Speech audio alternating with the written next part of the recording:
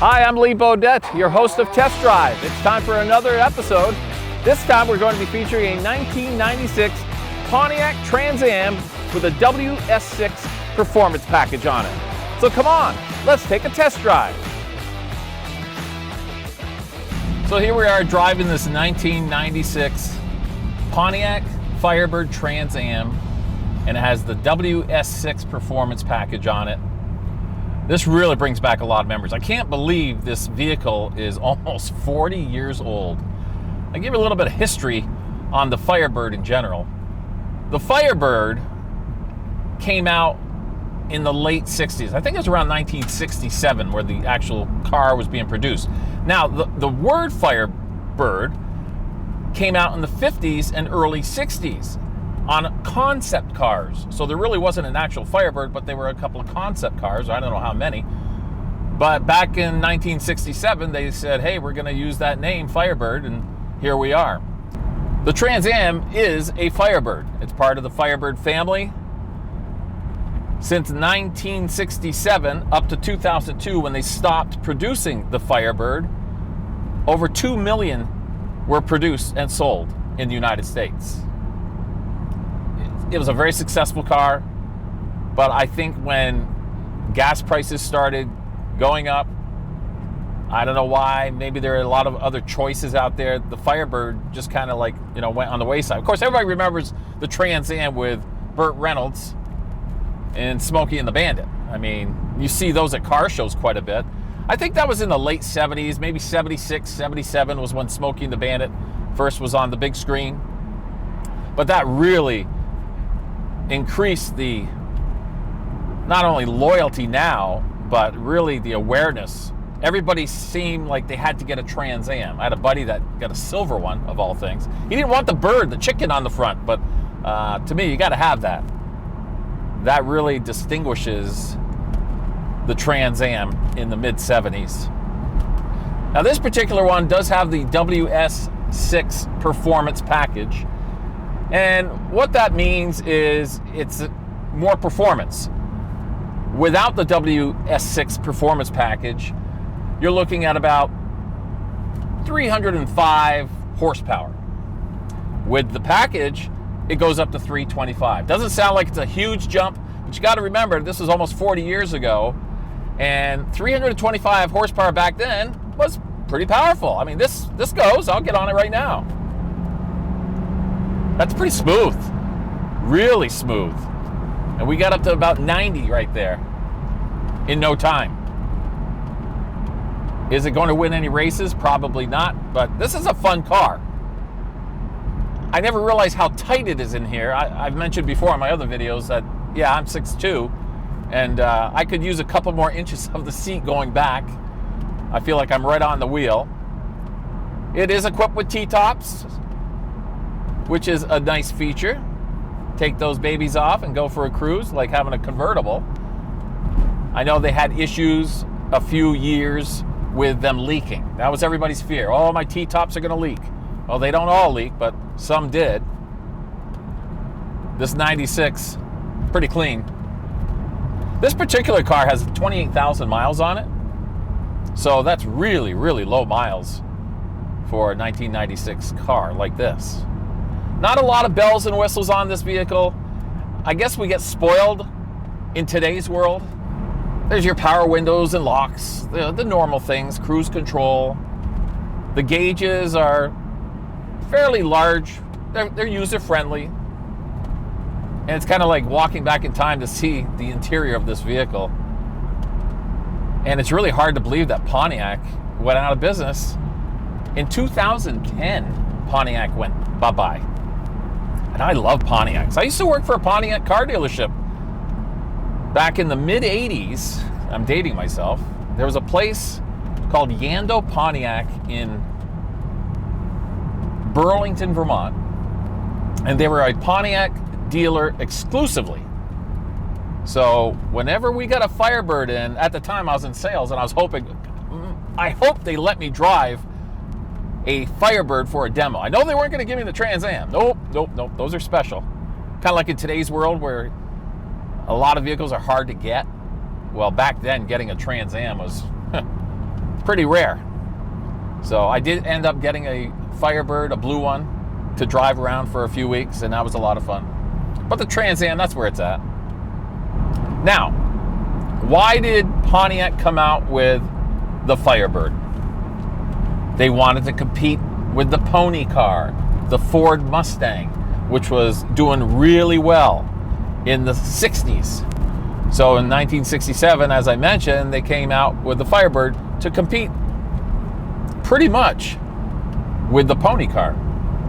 Now with this WS6 performance package, obviously you're going to get a beefed up suspension. It has the scoops on the hood of the vehicle, which are functional, by the way. The air does go through them and cool the engine down. Helps with the performance. So I find this Firebird Trans Am actually pretty comfortable. Yes, I could use a little more legroom, but I think back then, and it seems so long ago, but it's really not that long ago. Well, I guess it is. 1996. I don't think they took in consideration that there were a lot of tall people that might want to drive this car. But it is pretty darn comfortable. There are back seats to this Firebird Trans Am. I guess for the youngsters who want to go for a ride with mom and dad, that would work.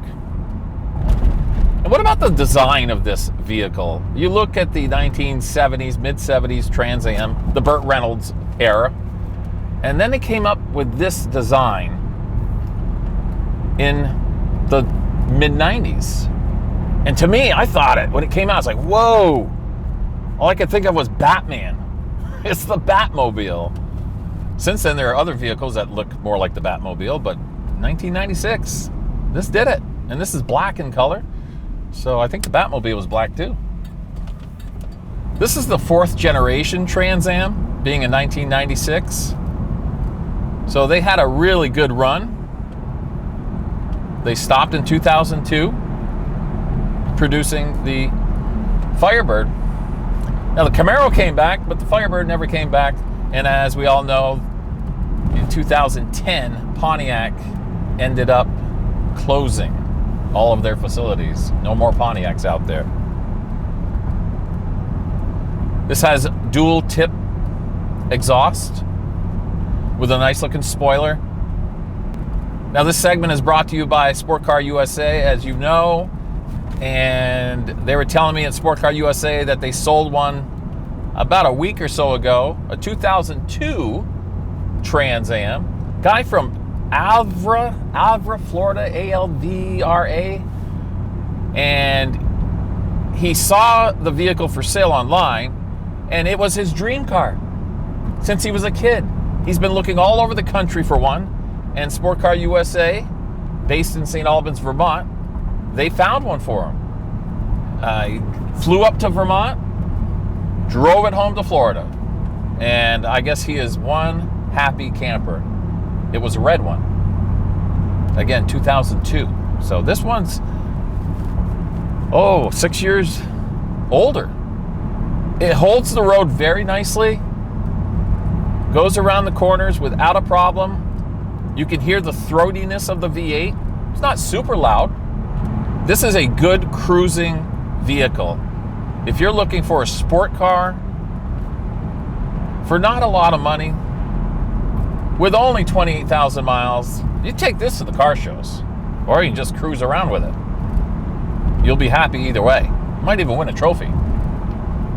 Sport Car USA also has an 83 Trans Am. It's the Indianapolis 500 edition. Remember those? Went around the track a few times.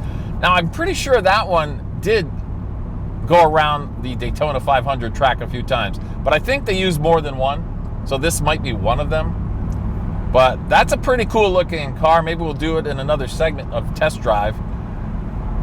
Do a video on it, take it for a cruise. But that one gets people talking when they see all the stickers on it and the history of where that vehicle was. What I really want to do is take this Trans Am out with the T-tops off. That will really bring back some memories. I'm not sure when they stopped making T-tops. I know leakage was a big issue with a lot of them. But back in the day, hate to say that, T-tops were in. Big time. I actually had a Trans Am. I had two, now that I'm thinking about it. I can't remember the years. One was probably early 80s. The car came out of Canada. And it had some issues with it as far as not starting. I think I went through 3 or 4 batteries. So I don't know what was going on with that Trans Am. It was gold. And of course it had the, what we call the chicken on the front. Nice car. Gold rims. Had those honeycomb rims on it. And then I had one, must have been in the early 90s. It was black. It was kind of like the Knight Rider edition. It didn't talk, but it was a nice car. But to me, it didn't look fancy enough. I bought it, but it didn't really feel or look like a Trans Am. They kind of went away from, I don't know, the aggressive styling. Didn't have a whole lot of what I call looks to it. Didn't keep that one very long. But when this one came out, boy, I tell you what, I thought it was, the Batmobile looks awesome. And you don't see many of these around anymore. Just like that story I was telling you about the guy from Florida. He could not find one. Searched the whole country. Ended up buying one at Sport Car USA in St. Albans, Vermont. So you just got to look, I guess. Sooner or later, you'll find it. This car really rides nicely. I don't feel the road as far as bumps or anything like that. It's pretty smooth. This 96 Trans Am with the WS6 package checked out pretty darn well. Again, this car is almost 40 years old. It doesn't pull to the left or the right when I put the brakes on. It's straight down the road, except when a curve comes up. But it's really checked out well. I was very impressed with it. It's been a long time since I've been in a Trans Am.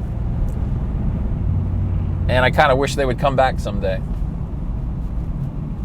Well, that wraps up our test drive of this 1996 Pontiac Trans Am with a WS6 performance package on it. It was a real treat. Been a long time since I've driven one. Thanks for watching. We hope you'll go to our YouTube channel and subscribe. And we'll see you next time on Test Drive, brought to you by Sport Car USA.